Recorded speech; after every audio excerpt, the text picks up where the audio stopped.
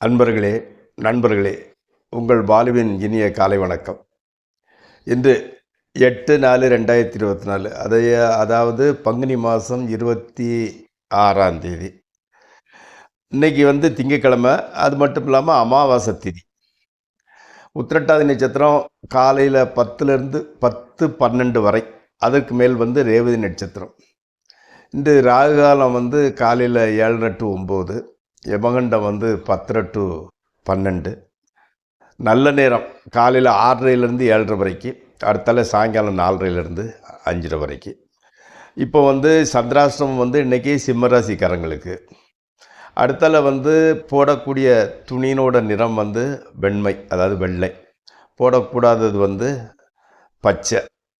அதே மாதிரி சாப்பிட்றது கீரை அல்லது எள்ளு சம்மந்தப்பட்டது எதுவும் சாப்பிட்டுக்கலாம். இப்போது அந்த ஜோதிட குறிப்புகளில் துலா லக்கணத்தை பற்றி சொல்லிக்கிட்டோம் இல்லையா? ஃபைனல் டச், அதை முடிச்சிடலாம். இந்த துலா லக்கணத்தில் பிறந்தவங்க பொதுவாக கலைத்திறனும் இருக்கும், தொழில் திறனும் இருக்கும். ரெண்டுலேயுமே அவங்க வல்லவர்களாக இருப்பார்கள்.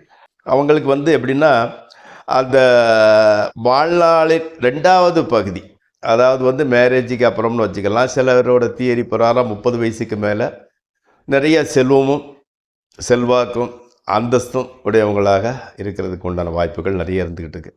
பெரும்பாலும் பெருந்தன்மை, கொடைத்தன்மை, அதே மாதிரி இந்த உறவினர்களுக்கு உபச்சாரம் செய்யக்கூடிய குணமுண்டவங்களாக இருப்பாங்க. அதே சமயத்தில் பராக்கிரமம் உடையவங்க தான். பயந்தெல்லாம் ஒழிய வரக்கூட மென்டாலிட்டி கிடையாது, பராக்கிரமம் உடையவங்க. ஓகே, இந்த லக்கணத்தில் பிறந்த பெண்கள் எப்படின்னா, அவங்க ஸ்திரமான குணம், ஒரு ஒரு பாயிண்ட் இருந்தால் அதிலே தான் நிற்பாங்க. ஸ்திரமான குணம் உடையவர்கள். ஆமாம். அதே மாதிரி சில நேரம் சோம்பேறிகளாகவும் இருப்பாங்க. அதே மாதிரி அந்த வேலைன்னு வந்துட்டால் பசி தூக்கம் இல்லாமல் செஞ்சு முடிச்சிருவாங்க. அவங்களுக்கு எப்படின்னு கேட்டிங்கன்னா, நண்பர்களுக்கு செலக்டிவ் நம்பர் ஆஃப் ஃப்ரெண்ட்ஸ், ஜாஸ்தி பேர்கிட்ட பழக்கம் வச்சுக்கிட மாட்டாங்க. ஆத்மார்த்த நண்பர்களுங்கிறவங்க ரொம்ப குறைவு தான்.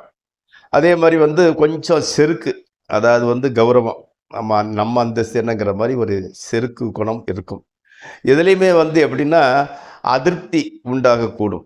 அதே மாதிரி கொஞ்சம் அதிக ஆசைப்படுவதவங்களா இருப்பாங்க.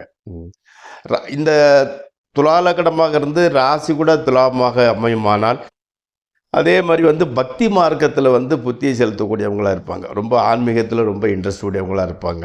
ஆமாம். இறக்க குணம், எல்லோரிடத்தும் அன்பு செலுத்துவாங்க. நல்ல இயல்புகள்லாம் இருந்துக்கிட்டு இருக்கும். நல்ல குழந்தைகளை பெற்றுக்குவாங்க. அதே மாதிரி பெண் குழந்தை நல்ல குணத்தோடு பிறக்கும். ஆமாம். சமூகத்தில் நல்ல அந்தஸ்து உடையவங்களாக இருப்பாங்க. ஸோ துலா லக்கணத்தை பற்றி பார்த்துட்டோம். இப்பொழுது நமது 12 ராசி பலன்களுக்குள் செல்வோம். நண்பர்களே, இந்த ராசி பலன் நிகழ்ச்சி உங்களுக்கு பயனுடையதாக இருந்தால் சப்ஸ்கிரைப் செய்யவும், நண்பர்களுடன் பகிர்ந்து கொள்ளவும். ஓகே, முதலில் மேசராசி. அதாவது உங்களுக்கு இன்றைக்கி பெருந்தன்மையான குணம். ஓகே, அதே சமயத்தில் வார பணம் ஆடம்பர செலவுக்கே சரியாக போகுது. மனைவி பக்கத்து ஊருக்கு செல்ல வேண்டிய சூழ்நிலை இருக்கிறதுனால சின்ன பிரிவு. ஓகே, அதே மாதிரி தொழில் நல்லபடி தான் நடந்துக்கிட்டு இருக்குது. ஆயினும் வாழ்க்கை ஒரு போராட்டமாகவே தொடர்கிறது. என்ன காரணம்னு கேட்டிங்கன்னா, மேசராசிக்கு உண்டானவர் ராசிக்கு உண்டான கிரகம் செவ்வாய், மார்ஸ். அதை வார் பிளானட்னு சொல்கிறோம் இல்லையா? வார் பிளானட் மீன்ஸ் யுத்த கிரகம். அதனால் எப்படி இருந்தாலும் யுத்தம் பண்ணி நமக்கு ஒரு அலுப்பு உண்டாயிருது. பட் ஜெயிக்கிறீங்க, அதுதான் முக்கியமான பாயிண்ட். ஓகே, அடுத்து ரிஷபராசி.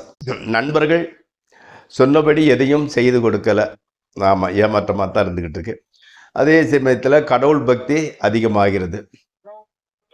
வெளிநாடு அல்லது சென்னை, பாம்பே இந்த மாதிரிப்பட்ட கடற்கரை பிரதேசங்களுக்கு பிரயாணம் செய்ய வேண்டிய வாய்ப்பு வருகிறது. நட்பு வட்டாரம் அப்படி டெவலப் ஆகிட்டே போகுது. உடல்நிலையை ஜாக்கிரதையாக பார்த்துக்கோங்க, அடிக்கடி ரெஸ்ட் எடுத்துக்கோங்க. ஓகே, அடுத்து மிதுன ராசி. நீண்ட நாள்களுக்கு பிறகு அன்னையிடம் மனம் விட்டு பேசி மாட்டேன். தொழில் நல்லபடியாக தான் நடக்குது. கணவன் மனைவி உறவு நன்றாக இருக்கிறது.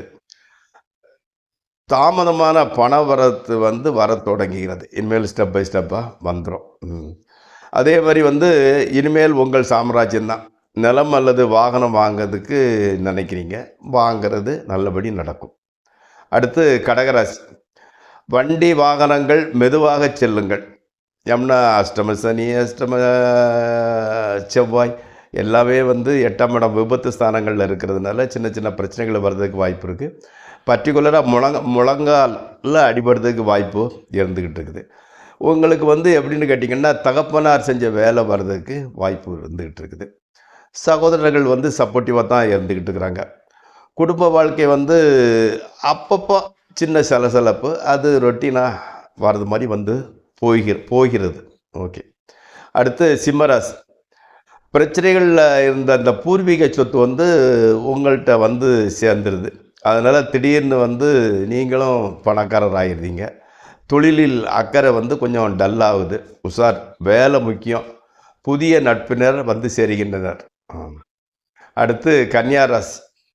கன்னியாராசிக்கு வந்து எப்படின்னு கேட்டிங்கன்னா, தாய்க்கு அம்மாவுக்கு வந்து தலைவலி சம்மந்தப்பட்ட பிரச்சனை வருது. உடல் நலத்தில் கொஞ்சம் ஜாக்கிரதையாக இருந்துக்கோங்க. காலில் வந்து பித்த வெடிப்பு, ஸ்கின் அலர்ஜி, அதே மாதிரி வந்து வேக்கூர்னு சொல்லுவாங்க இல்லையா, வேனல் கட்டி, இந்த மாதிரிப்பட்டது வர்றதுக்கு வாய்ப்பு இருந்துக்கிட்டு இருக்குது. இன்றைக்கி வந்து எப்படின்னு கேட்டிங்கன்னா, உபவாசம் இருக்கிறதுக்கு இருந்தீங்கன்னா ரொம்ப நல்லது. அதாவது வந்து முன்னோர்களோட ஒரு ஆசி வந்து உங்களுக்கு கிடைக்கும். அடுத்து வந்து துளாராசி. அலுவலகத்தில் இருக்கக்கூடிய வந்து அலுவலகத்துலேயும் சரி, இருக்கிற ஏரியாவிலும் சரி, உங்களுக்கு நல்ல பேர் கிடைக்கிறது. புதுசாக வந்து ட்ரஸ்ட்டு மாதிரி ஏதாவது ஒன்று ஆரம்பித்து சேவை செய்யலாமுங்கிற ஒரு பிளானு பண்ணுறீங்க. அதே மாதிரி வந்து சாப்பாடு, தூக்கம் சரியான நேரத்துக்கு நல்லபடி நடக்கிறது. தேவைப்பட்ட பணம் கூட தேவையான அளவு வந்து சேருகிறது. அடுத்து வந்து விருச்சிக ராசி. உடம்பில் உள்ள பிரச்சனைகள்லாம் தீர்ந்துட்டு பாடி வந்து ஃபிட் ஆகிடுது. ஓகே. பணச்செலவு மாத்திரம் ஜாஸ்தியாக தான் இருந்துக்கிட்டு இருக்குது. ஓகே. அதே மாதிரி வந்து குழந்தை பிறக்கிறதுல கூட கொஞ்சம் தாமதம் ஆகிறது. உத்தியோகம் நல்லபடி தான், சுமூகமாகத்தான் போகிறது. சுப்பீரியர்ஸ் வந்து சப்போர்ட் பண்ணிக்கிட்டு இருக்குங்க, அதனால் ஒரு பிரச்சனையும் இல்லை, நல்லபடி போகிறது.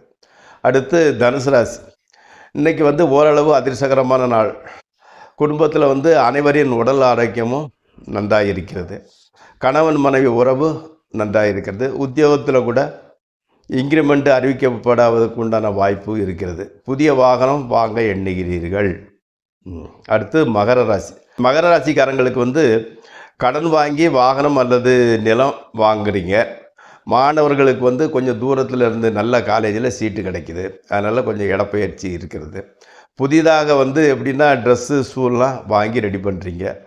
குழந்தை இல்லாதவர்களுக்கு அழகான பெண் குழந்தை பிறக்கிறது. கும்பராசிக்காரங்களுக்கு முக்கியமான நண்பர் வந்து வேறு ஊருக்கு மாற்றலாகி செல்கிறார். அதே மாதிரி வந்து பணத்தை விரட்டி சென்று தான் பிடிக்க வேண்டியதாக இருக்குது. அது நம்ம விரட்ட அது ஓடிக்கிட்டே இருக்குது. வறட்டு இருமல், தலைவலி, ஜுரம் உண்டாகிறது. மகன் அல்லது மகள் உங்களை பார்க்க வருகின்றனர். அதே மாதிரி வந்து சுற்றத்தினரோட நண்பர்களை நம்புங்கள். அடுத்து மீனராசி. குடும்பத்தில் குழப்பம்லாம் ஒன்றும் கிடையாது. தொழில் ஓகே.